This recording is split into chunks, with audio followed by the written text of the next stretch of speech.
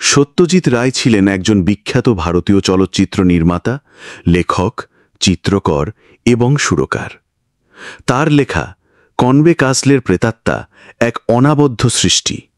আজকের গপ্প কনবে কাসলের প্রেতাত্মা। তারিণী খুড়ো তার এক্সপোর্ট কোয়ালিটি বিড়িতে দুটো টান দিয়ে বললেন, ভূতের গল্প অনেকে বলতে পারে, তবে পার্সোনাল এক্সপিরিয়েন্স থেকে বলা গল্পের জাতি আলাদা। সেটা আর কজন পারে বলো? আপনি পারেন? প্রশ্ন করল ন্যাপলা।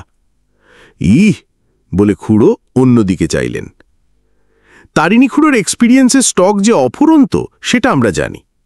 এই সেদিন অবধি সারা দেশময় টোটো করে বেরিয়েছেন। ভারতবর্ষের ৩৩টা শহরে ৫৬ রকম কাজ করেছেন উপার্জনের জন্য। তবে ১ বছরের বেশি কোনো কাজে টিকে থাকেননি, সে ব্যবসায়ী হোক আর চাকরি হোক। এখন ৬৪ বছর বয়সে চরকিবাজি থামিয়ে কলকাতায় এসে রয়েছেন বেনেটোলা লেনে একটা ফ্ল্যাট নিয়ে। এখানে বলে রাখি, তারিণী খুড়ো সকলেরই খুড়ো। বাবাও খুড়ো বলেন, আমিও বলি। ন্যাপলা একবার ওকে দাদু বলেছিল, তাতে খুড়ো মহাক্ষেপে বললেন, এখনো বাস না পেলে অক্লেশে হেঁটে আসি বেনেটোলা টু বালিগঞ্জ। দাদু আবার কি, খুড়ো বলবি। আমি আর পাড়ার ৫টা ছেলে মিলে আমাদের দল। আমাদের বাড়িতেই আসেন তারিণী খুড়ো। এলেই খবর চলে যায়, আর ৫ জন তুরন্ত চলে আসে খুড়োর গল্পের লোভে। একটা গল্পে পুরো একটা সন্ধে কেটে যায়। খুড়ো বলেন, আর্টের খাতিরে খানিকটা রং চড়ানো ছাড়া গল্পগুলো ১৬ আনা সত্যি। আমি তখন থাকি পুনায়, বললেন তারিণী খুড়ো। পুনে, বলল ন্যাপলা। একটা গল্পের গন্ধ পাচ্ছি। ন্যাপলা যাতে বারবার ইন্টারাপ্ট না করে, তাই তার কোমরে একটা চিমটি কেটে দিলাম। ওই হলো, বললেন তারিণী খুড়ো। পুনে, পুনা, মুম্বাই, বোম্বাই, তিরুচিরপল্লী, ত্রিচিনাপল্লী, যে কোনো একটা বললেই হলো। আর আমি যখনকার কথা বলছি তখন সবে স্বাধীনতা এসছে। পুনার পুনে হতে অনেক দেরি। পল্টু, একটা চা বলো। আমি লক্ষণকে ডেকে চা অর্ডার দিলাম, দুধ চিনি ছাড়া চা, আর খুড়ো তার গল্প শুরু করলেন। আমি রয়েছি আমার এক বন্ধু রাধানাথ চ্যাটুর্যের বাড়ি। সে ফার্গাসন কলেজে ইতিহাসের অধ্যাপক। কোডারমায় মাইকা মাইন্সের কাজে ইস্তফা দিয়ে শিবাজির দেশে এসেছি একটা হোটেলের ম্যানেজারি নিয়ে। আমার বয়স তখন ৩৪। পৌঁছাবার দুদিনের মধ্যেই রাধানাথ নিয়ে গেল উকিল ঘনশ্যাম আপ্টের বাড়ি। সেখানে সন্ধ্যায় আড্ডা বসে, ৫ মেশালি আড্ডা, যাকে বলে মিক্সড ক্রাউড। আমরা ৩ জন ছাড়া আসে মহারাষ্ট্র ব্যাংকের এজেন্ট মিস্টার যোশী, ম্যাকডারমোট কোম্পানির উচ্চপদস্থ কর্মচারী mister Hariharan, police inspector mister আগাশে, আর তরুণ সাংবাদিক আনোয়ার কুরেশি। কুরেশির বয়স আমাদের মধ্যে সবচেয়ে কম, ৩০ পৌঁছায়নি। তোখড় ছেলে, হ্যান্ডসাম চেহারা, চোখে জলজলে দৃষ্টি। সে আসে হরিহরনের সঙ্গে দাবা খেলতে। তারা ঘুটিয়ে ঘরোঘর করেন, আর আমরা বাকি ৫ জনে মারি আড্ডা। সবচেয়ে বেশি কথা বলেন বাড়ির কর্তা আপটে সাহেব নিজে। আমার বিশ্বাস তার কথা বলার প্রয়োজনেই এই আড্ডার সৃষ্টি। কিছু লোক আছে যারা সাঙ্গপাঙ্গ ছাড়া বাঁচতে পারে না। এই সাঙ্গপাঙ্গ যদি তোষামুদে হয় তাহলে তো কথাই নেই। অবশ্যই আড্ডার সকলে আপটেকে তোষামুদ করে বললে ভুল হবে, তবে ওর মতামতের প্রতিবাদ কেউ করে না। আগাশের মতো খোশ মেজাজের দারোগা আমি আর দুটি দেখিনি। অবশ্যই যখন প্রথম আলাপ, তখন তিনি একটা ব্যাপারে কিঞ্চিত দুশ্চিন্তাগ্রস্ত। সম্প্রতি কিছু টাটকা জালনোট পাওয়া গেছে পুনাতে। জালিয়াত কারা এবং তাদের আস্তানাটা কোথায় তাই নিয়ে পুলিশ দপ্তরে বেশ চাঞ্চল্য পড়ে গেছে। তাই আগাশেকে মাঝে মাঝে অন্যমনস্ক হয়ে পড়তে দেখা যায়। দলের মধ্যে স্বল্পভাষী হলেন মিস্টার যোশী, তবে শ্রোতা হিসেবে তিনি চমৎকার। সব কথাই উদ্গ্রীব হয়ে শোনেন। হাসির কথায় ঘর কাঁপিয়ে অট্টহাস্য, দুঃখের কথায় তার জিভ দিয়ে চুকচুক শব্দ শুনে আপটের পুষা ডালমেশিয়ান বারান্দা থেকে ল্যাজ নাড়াতে নাড়াতে যোশীর কাছে চলে এসছে, এ ঘটনা বহুবার ঘটেছে। আমার স্টকে হাজার গল্প। বাংলার বাইরে বছরের পর বছর কাটিয়ে ইংরেজিটাও বেশ রপ্ত, তাই আমার একটা বেশ ভালো পজিশন হয়ে গেল আপটের আড্ডায়। কি প্রসঙ্গে মনে নেই, একদিন কথা উঠল অশরীরী আত্মার। দেখা গেল আপটে ছাড়া আর সকলেই ভূতে বিশ্বাস করে। আমি আপটেকে বোঝালুম যে পুরাণ, শেক্সপিয়ার, ডিকেন্স, রবীন্দ্রনাথ, দেশ বিদেশের উপকথা সবেতেই ভূতের উল্লেখ আছে, কাজেই ভূতে বিশ্বাস না করার কোনো কারণ থাকতে পারে না। আপটে তবু মাথা নাড়ে। সে বিজ্ঞানে বিশ্বাসী, যুক্তিবাদী মন তার, খালি বলে ভূত জিনিসটা ভুয়ো। হঠাৎ কেন জানি রোগ চেপে গেল, ধাঁ করে ১০০০ টাকা বাজি ধরে ফেললুম। বললুম, ২ মাসের মধ্যে ভূত দেখিয়ে দেব তোমায়। আপটে হেসে উড়িয়ে দিলে, বললে, সাবধান, ১০০০ টাকা খোয়া যেতে চলেছে তোমার, এটা তোমায় বলে দিলাম। অবশ্যই আমার দিক থেকে ব্যাপারটা অতিমাত্রাই রিস্কি হয়ে গেছিল, তাতে সন্দেহ নেই। রাধানাথ কাছে ভৎসনাও শুনতে হয়েছিল, কিন্তু বাজির ব্যাপারে দাবার মতো চাল ফেরত নেওয়া যায় না, কাজেই ব্যাকআউট করার কোনো প্রশ্নই ওঠে না। এরই দিন সাতেক বাদে আমাদের আড্ডায় এলেন প্রফেসর অটো হলমার, জার্মানির স্টুটগার্ট শহরের বাসিন্দা।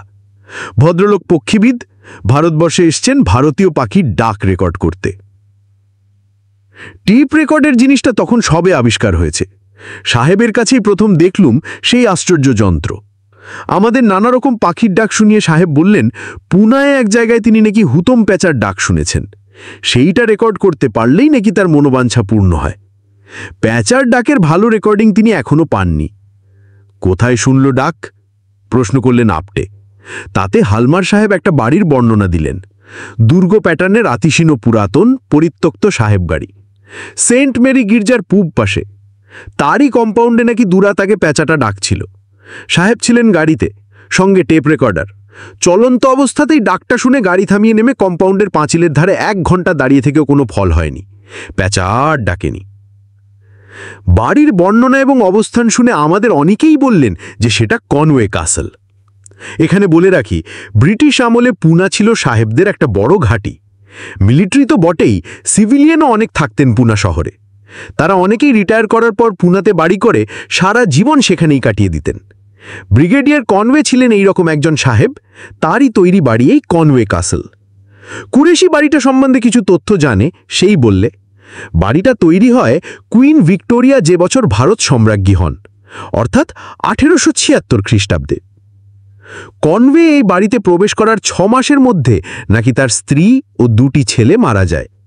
ছেলেরাও বেশি বাড়িতে মরেনি, তারা দুজনেই ছিল আর্মিতে, মরেছিল দ্বিতীয় আফগান যুদ্ধে। স্ত্রী মারা যায় যক্ষার রোগে, আর তার 3 মাসের মধ্যে কনওয়ে নিজেও মারে। কিভাবে মারে জানা যায়নি, তবে অনেকের ধারণা সে আত্মহত্যা করে। মোট কথা, সেই থেকে এই বাড়ি অভিশপ্ত বাড়ি বলে পরিচিত। কেউ আর সে বাড়ি থাকেনি, সকলের পক্ষে সম্ভবও হতো না, কারণ এত পেল্লা বাড়ি মেনটেন করা মুখের কথা নয়। আসবাবপত্র যা ছিল সবই নাকি কনওয়ের এক আত্মীয় বিলেত থেকে এসে দেয় নিলামে বিক্রি করে। রাধানাথ সব শুনে বুনে বলল, কনওয়ে কাসেল সম্বন্ধে একটা ঘটনা শুনেছি যেটা স্বদেশী আন্দোলনের সঙ্গে যুক্ত। কোন স্বদেশী আন্দোলন? প্রশ্ন করলেন আপটে। বালগঙ্গাধর তিলকের সময়কার, বললে রাধানাথ। 19বিংশ শতাব্দীর একেবারে শেষের দিকে মেজর লেথব্রিজ বলে একজন সাহেবকে হত্যা করার চেষ্টা করেছিল একটা সন্ত্রাসী দল। তারা নাকি ওই কাসেলে তাদের গুপ্ত ডেরা করেছিল, পরে আত্মসমর্পণ করে, তবে তাদের লিডার আচরেকারকে নাকি ধরা যায়নি, সে বেপাত্তা হয়ে যায়। কনওয়ে কাসেলে খোঁজ করা হয়েছিল কি? আগাশে হো হো করে হেসে উঠলেন। মিস্টার আপটে, পুলিশও মানুষ, তাদেরও ভূতের ভয় আছে। ওই অভিশপ্ত বাড়ি রেড করতে গেলে রীতিমতো হিম্মত লাগে। এদিকে আমার কৌতূহল জাগিয়ে উঠেছে। ছেলেবেলা থেকেই ডান পিঠে মোড়ে শখ, সেটা 34 বছরেও পুরোপুরি বজায় আছে। পরপর অতগুলো মৃত্যু যেখানে ঘটেছে, সেই বাড়ির ভেতরে 2-1টা প্রেতাত্মা বসবাস করবে নাকি? বাজি জেতার পক্ষে এ যে একটা বড় সুযোগ। এর কিছুদিন পরেই হেলমার সাহেব আবার আসলেন আড্ডায়, তার টেলিফোন কেন টেপ রেকর্ডার নিয়ে। ভদ্রলোকের বাঁ কবজিতে ব্যান্ডেজ, মুখের ভাব দেখে বোঝা যাচ্ছে না সুখবরটা দুঃসংবাদ। তাকে বসতে দিয়ে সকলেই তার দিকে জিজ্ঞাসু দৃষ্টি দিলুম। উতমের ডাক শোনা যাবে কি? হালমার কপালের ঘাম মুছে বললেন, ডাক তুলতে পেরেছি, তবে পারফেক্ট হলো না। রাত 12টার পর প্যাঁচাটা ডাকলো, সঙ্গে সঙ্গে মেশিন চালু করলাম। তখন শহরের অন্য শব্দ প্রায় নেই বললেই চলে। নিয়ম মতো নিখুঁত রেকর্ডিং হওয়ার কথা, কিন্তু দেখো কি হয়েছে। শুনলাম প্যাঁচার ডাক। ছেলেবেলায় আমাদের বাদুর বাগানের বাড়ির পাঁচিলের ওপারে পুকুরের ধারে শেওড়া গাছে একটা হুতম প্যাঁচা থাকত, তাই তার ডাক চেনা ছিল। ইনিও যে হুতম তাতে কোনো ভুল নেই, কিন্তু ডাকের সঙ্গে সঙ্গে আরেকটা শব্দ তাকে সত্যি বড্ড ডিস্টার্ব করছে। সাহেবের এত মেহনত 16 আনা সার্থক হলো না জেনে তার প্রতি মমতা হলো। But what is that other sound? প্রশ্ন করল কুরেশি। সে দাবা ছেড়ে এগিয়ে এসছে। সেটাই তো বুঝতে পারছি না, মেশিনেই গন্ডগোল বলে মনে হচ্ছে। এর আগে তো এরকম হয়নি কখনো। প্লে দ্যাট এগেন প্লিজ, হঠাৎ বলে উঠলেন ইন্সপেক্টর আগাশে। তার শরীরটা টান আর চোখে এক অদ্ভুত তীক্ষ্ণ দৃষ্টি, শিকারের গন্ধ পেলে যেমন হয় হিংস্র জানোয়ারের। ততক্ষণে অবশ্যই আমিও বুঝে গেছি আগাশে কি ভাবছেন। শব্দটা শুনে প্রিন্টিং মেশিনের কথা মনে হয়। ছোট পায়ে চালানোর কল, যাকে বলে ট্রেডল মেশিন। এই রকম যন্ত্রই সাধারণত ব্যবহার হয়ে থাকে নোট জাল করার কাজে। শব্দটা কালের ভিতর থেকেই আসছে না অন্য কোথাও থেকে আসছে সেটা অবশ্যই বোঝার কোনো উপায় ছিল না, কিন্তু আকাশে স্থির করলেন যে কনওয়ে কালে পুলিশের রেড হবে। আকাশের হুমকিতে নাকি কিছু কনস্টেবল রাজি হয়েছে অভিশপ্ত দুর্গে প্রবেশ করতে। এমনি খোশমেজাজ হলে কি হবে, অফিসের হিসেবে নাকি ভদ্রলোক, অত্যন্ত কড়া। আমি কিঞ্চিত নিরাশ বোধ করছি। জালিয়াতরা যেখানে আস্তানা গেড়েছে সেখানে ভূত থাকার কোনো সম্ভাবনা আছে কি? মনে তো হয় না। পরদিনই রাত্রিরের রেড। আড্ডার সকলে ফলাফলের জন্য উদ্গ্রীব। এমন সময় ইন্সপেক্টর সাহেব এসে হাজির। সে কি, তোমাদের তো আজই রেড হবার কথা? আমাদের হয়ে আপটেই বিস্ময় প্রকাশ করলেন। আগাশি একটা বোকা হাসি হেসে মাথা নেড়ে সোফায় বসে পড়লেন। ভাবতে পারো, আজ বিকেল 5:30টায় এসে গ্যাং ধরা পড়েছে। কোথায়? আমরা সমস্বরে জিজ্ঞেস করে উঠলাম। নাসিক, বললেন আকাশে। তাহলে ওই শব্দটা? টেপ রেকর্ডারই কোনো গণ্ডগোল হবে, ওটা বাইরের কোনো শব্দ না। কাল মাঝরাত্রিরে আমি কালের আশেপাশে ঘোরাঘুরি করে কোনো শব্দ পাইনি। আর কিছু বলবার নেই। সমস্ত ব্যাপারটার মধ্যে একটা বেলুন চুপসানো ভাব, অথচ তার কোনো কারণ নেই। জালিয়াতের দল ধরা পড়েছে, এ তো ভালো কথা। শুধু পুনার কনওয়ে কালে না ধরা পড়েছে অন্য শহরের অন্য জায়গায়। কিন্তু তাও বলতে হবে, যা ঘটেছে তার মধ্যে যেন নাটকের অভাব। অবশ্যই পরমুহূর্তেই মনে হলো, জালিয়াত তো নেই, তখন ভূত থাকতে বাধা কি? কনওয়ে আসলে একবার হানা দিলে দোষ কি? চাটা শেষ করে আমি কথাটা পেড়ে বসলাম। কে কে যেতে রাজি আছো বলো? যোশী গোড়াতেই বললে তার ধুলোয় অ্যালার্জি, তাই ওই পোড়ো বাড়িতে যাওয়া সম্ভব নয়। হরিহরণ বললেন, আমি যাব, কিন্তু আপটে সাহেবেরও যাওয়া চাই। ভূত যদি থাকে তো সেটা ওর চাক্ষুষ দেখা উচিত। আমাদের কথা উনি মানতে নাও পারেন। আপটে বললেন, ঠিক আছে, আমি যাব, এবং আমি সঙ্গে ক্যাশ 1000 টাকা নিয়ে যাব। আমার কন্ডিশন হলো যে মিস্টার ব্যানার্জিও যেন সঙ্গে টাকা রাখেন। বাজির টাকা ফেলে রাখা নিয়ম বিরুদ্ধ। আমি বললুম, তথাস্তু, তাহলে কালই হোক। এইখানে কুরেশি বললে, তাকে নাকি 2 দিনের জন্য কোলাপুর যেতে হবে একটা রিপোর্টিংয়ের ব্যাপারে। ফিরে এসে সে যেতে প্রস্তুত। আমরাও তাতে রাজি হয়ে গেলুম। আকাশে এতক্ষণ চুপ করে আমাদের কথা শুনছিলেন, এবার তিনি মুখ খুললেন। জেন্টলম্যান, তোমাদের একটা প্রশ্ন করতে চাই। কালের সদর দরজা যদি তালা দিয়ে বন্ধ থাকে, তাহলে সেটা খোলার যন্ত্র বা জানালা ভেঙে খোলার সরঞ্জাম এসব তোমাদের আছে কি? কাজটা কিন্তু সহজ নয়। এ প্রশ্নের জবাব অবশ্যই হ্যাঁ হতে পারে না। আমাদের যেটা আছে সেটা হলো উৎসাহ আর উদ্যম। যন্ত্রপাতি থাকবে কোথেকে? আমরা ওর মুখ চাওয়াচাবি করছি দেখে আকাশে একটু হেসে বললেন, কাজেই বুঝতে পারছ, আমি ছাড়া তোমাদের গতি নেই। ভালোই হলো। শুধু জানালা দরজা ভেঙে খোলার সরঞ্জাম নয়, একটা আগ্নেয়াস্ত্র থাকবে সঙ্গে, এটাও কম ভরসা নয়। জুন মাস, দিনে বেজায় গরম, রাত্রির দিকটা তবু একটু ঝিরঝিরে হাওয়া দেয়। বন্দোবস্ত অনুযায়ী খাওয়া দাওয়া সেরে ঠিক 11:30টার সময় আমরা 6 জন সেন্ট মেরি গির্জার সামনে জমায়েত হলাম। পাড়াটা বির্জন, গাড়ি চলাচল নেই বললেই চলে। আমরা দল বেঁধে এগোলাম কনওয়ে কালের দিকে।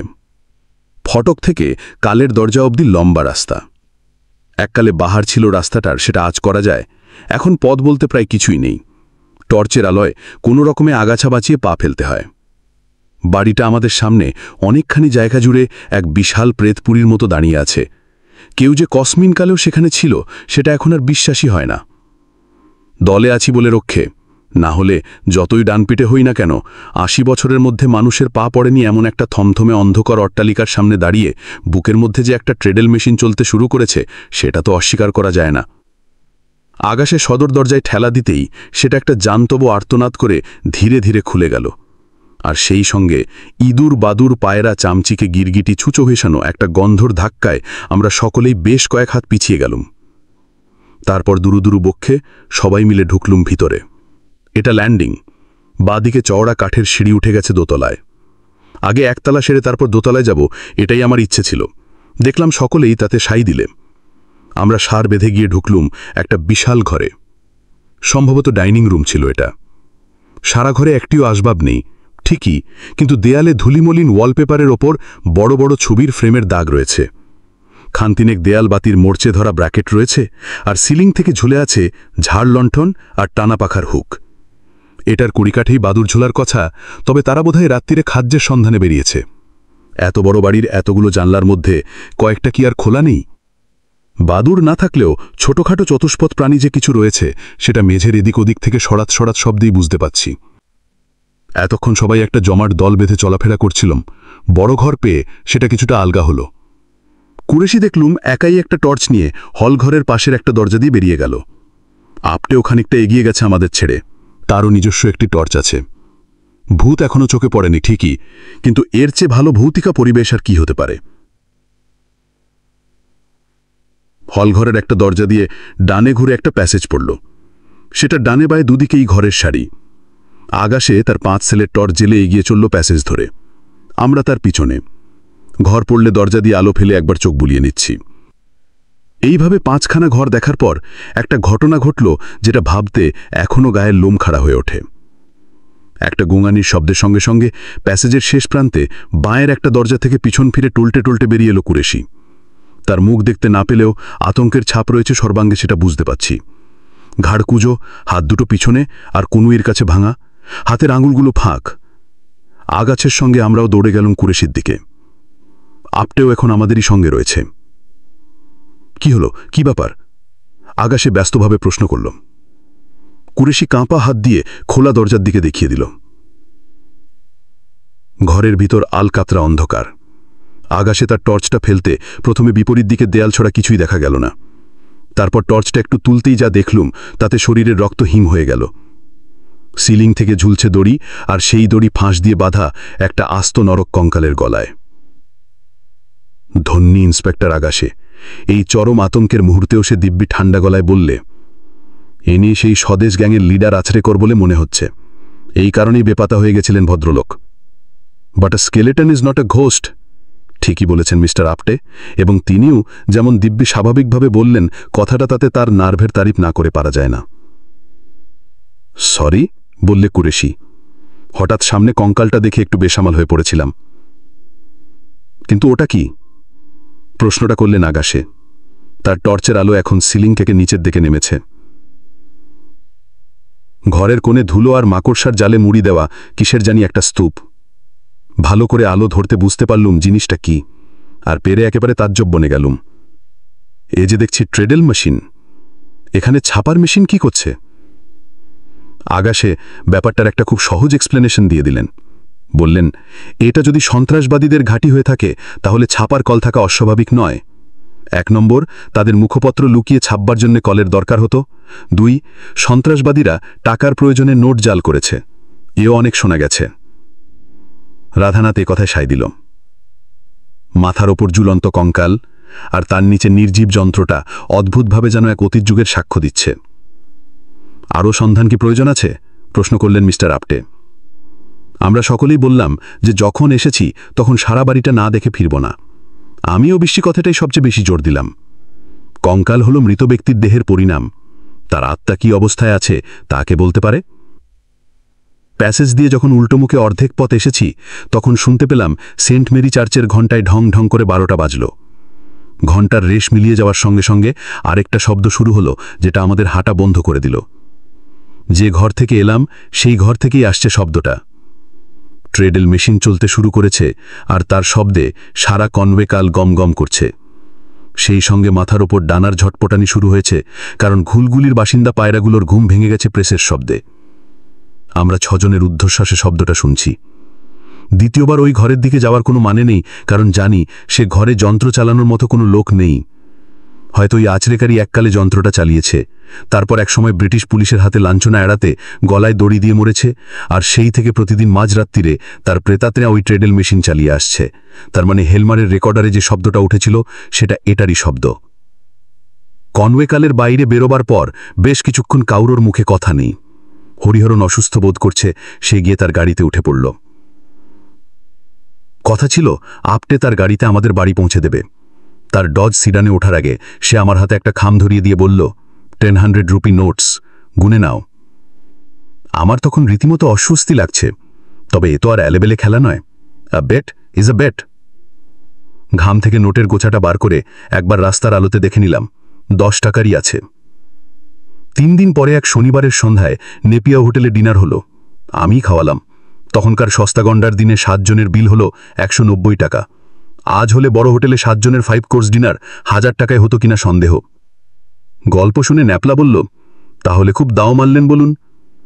খুড়ো উত্তর দিতে একটু সময় নিলেন, কারণ সদ্য আনা 3য় কাপ চায়ে গলা ভেজানো আছে, তারপর বিড়ি ধরানো আছে। তা বটে, অবশ্যই বললেন খুড়ো। তবে ঘটনার শেষ এখানেই নয়, আরও আছে। আমরা সকলে প্রশ্ন করলাম। এরপরে আর কি থাকতে পারে সেটা ভেবে পাচ্ছিলাম না। তারিণী খুড়ো বলে চললেন। ঘটনার কদিন পরে এক সকালে আমাদের বাড়িতে এসে হাজির হলো আমাদের আড্ডার সাংবাদিক আনোয়ার কুরেশি। বললে, আমার গাড়ি আছে, তোমাদের একটা জায়গায় নিয়ে যেতে চাই, 20 মিনিট স্পেয়ার করতে পারবে? কৌতূহল হলো। রাধানাথ আর আমি গিয়ে উঠলাম তার গাড়িতে। কুরেশি নিজেই ড্রাইভ করে। কিছু দূর যেতেই বুঝলাম গাড়ি চলেছে আবার সেই কনওয়ে কাসলের দিতে। কেন যাচ্ছে সে কথা বললে না ছোকরা, খালি বললে এ কদিনে সে নাকি আরও তথ্য আবিষ্কার করেছে কনওয়ে সাহেব সম্বন্ধে। একটা খবর নাকি বিলিতি কাগজে ছাপেনি, দিশি কাগজে পেয়েছে সেটা কুরেশি। ব্রিগেডিয়ার কনওয়ে তার এক পাংখাবর্দারকে বুট দিয়ে লাথিয়ে মেরে ফেলেছিলেন। তাতে রাধানাথ বললে সেটা নাকি সে যুগের একটা স্বাভাবিক ঘটনা। গরমকালে মাঝরাত্রিরে পাংখাবর্দা পাখা টানতে টানতে ঘুমিয়ে পড়ত। মশার কামড়ে ঘুম ভেঙে যেত সাহেবের, আর তখন রাগে দিগ্বিদিক জ্ঞান হারিয়ে এমন প্রহার করত ভৃত্যকে যে সে বাচ্চারা অনেক সময় মরেই যেত। মিনিট 5 মধ্যে গাড়ি গিয়ে থামল কনওয়ে কাসেলের গেটের সামনে। কুরেশির পিছন পিছন আমরা গিয়ে ঢুকলাম কাসেলের ভেতর। দিনের বেলাও রীতিমতো অন্ধকার, ঢুকলে গা ছমছম করে। আমরা কি আবার সেই ঘরেই যাচ্ছি? রাধানাথের এ প্রশ্নের কোনো জবাব দিলে না কুরেশি, তবে তার লক্ষ্য যে সেই একই ঘরের দিকে তাতে কোনো সন্দেহ নেই। কি দেখব কে জানে, শিরার মধ্যে একটা চাঞ্চল্য অনুভব করছিলাম।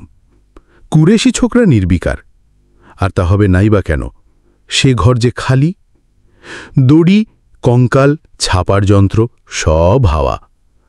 আমাদের হতভম্ব ভাব দেখে কুরেশি হো হো করে হেসে উঠল। তারপর এক অদ্ভুত প্রশ্ন করলে, অ্যাপ্টের বাড়িতে চা ছাড়া কিছু খেয়েছ কখনো? প্রশ্নটা অপ্রত্যাশিত হলেও বললুম, কই না তো। এই তো, বললে কুরেশি।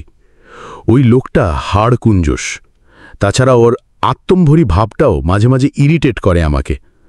তুমি বাজিটা ফেলে মোটেই বুদ্ধিমানের কাজ করনি, তোমার নির্ঘাত 1000 টাকা খসত। তাই ভাবলাম কনওয়ে কাসেলে যদি ভূতের ব্যবস্থা করতে পারি তাহলে তোমারও লাভ, উনিও জব্দ। তাই 2 দিন সময় চেয়ে নিয়েছিলাম। কঙ্কালটা আমার বন্ধু আর্টিস্ট কুলকার্নির বাড়ি থেকে আনা, ট্রেডল মেশিনটা শিবাজি জব প্রেসের। প্রোপ্রাইটার মধুকর ঢন্টির ছেলে আমার সঙ্গে স্কুলে পড়ত, ওটার জন্য কিছু দক্ষিণা লাগবে। আর ওদেরই অফিসের এক ছোকরা অন্ধকারে ঘাপটি মেরেছিল, সেই কলটা চালায়। বেচারা অনেক মশার কামড় খেয়েছে, তাকে কিছু বকশিস দিয়েছি। আমি আর কথা বলতে দিলাম না কুরেশিকে। এক হিসেবে পুরো টাকাটাই ওর প্রাপ্য, কিন্তু 500 বেশি কিছুতেই নিতে রাজি হল না। প্যাসেজ থেকে বেরিয়ে যখন ল্যান্ডিংয়ে এসেছি তখন কুরেশি বললে, একবার দোতলায় যাবে নাকি? দেখবার জিনিস আছে কিন্তু। এইলেই যখন কাঠে শিভি দিয়ে যুদ্ধের দামামার মতো শব্দ তুলে 3 জনে উপরে হাজির হলুম। ল্যান্ডিং পেরিয়ে বৈঠকখানা। একটা শনশন মচমচ শব্দ পাচ্ছিলুম, কিন্তু সেটা যে কি সেটা বুঝতে পারছিলাম না। বৈঠকখানায় ঢুকে প্রচণ্ড চমক। এই ঘর যে একেবারে আসবাবে ঠাসা। ভিক্টোরিয়া যুগের সোফা, টেবিল, আয়না, মার্বেলের মূর্তি, দেয়ালের বাতি, কার্পেট, ঝাড়লন্টন কোনোটাই বাদ নেই। মনে হয় ঠিক যেমন ছিল তেমনিই আছে, তবে সব কিছুর ওপর 80 বছরের ধুলো জমে সেগুলোর আসল চেহারা বেমালুম ঢেকে দিয়েছে। কিন্তু মোক্ষম চমকটা ঘরের মেঝে বা দেয়ালে নয়, সেটা হলো সিলিংয়ে। সিলিংয়ে দুলছে একটি বিশাল শতচ্ছিন্ন টানা পাখা, যার হাওয়া এই জুন মাসের ঘাম ছুটোনো গরমে আমাদের প্রাণ জুড়িয়ে দিচ্ছে। কিন্তু এই পাখা টানছে কে, আর টানছে কিভাবে? কারণ পাখার কোনো দড়ি নেই, অর্থাৎ সেটাকে টানার কোনো উপায় নেই। ভূতের উৎপাত বলে ঘরে কেউ প্রবেশ করেনি, তাই জিনিসগুলো নিলাম হয়নি। আমি ঘরটা আবিষ্কার করি ভূতের সব ব্যবস্থা করার পর, তারপর ভেবে মনে হলো কঙ্কাল আর ট্রেডল মেশিনে ব্যাপারটা আরও জমবে। অবাক বিস্ময়ে বেশ কিছুক্ষণ চেয়ে রইলুম অশরীরী পাংখাবর্দার অদৃশ্য হাতে টানা পাখার দিকে। ভূত বলেই তার ক্লান্তি নেই, ঘুম নেই, সাহেবের লাথিতে মৃত্যু নেই। আমরা যখন সিঁড়ি দিয়ে নামছি তখনও বেশ কিছুক্ষণ ধরে শুনতে পেলুম ওই টানা পাখার শব্দ। কঙ্কাল আর ছাপার কলের ব্যাপারটা কুরেশির কারসাজি জেনে মনে একটা খচখচে গিল্টি ভাব জেগে উঠেছিল। এখন বুঝতে পারলাম দিব্যে নিশ্চিন্ত লাগছে। গপ্পটা ভালো লাগলে আমাদের চ্যানেলটা সাবস্ক্রাইব করে এগিয়ে যেতে সাহায্য করুন। নমস্কার।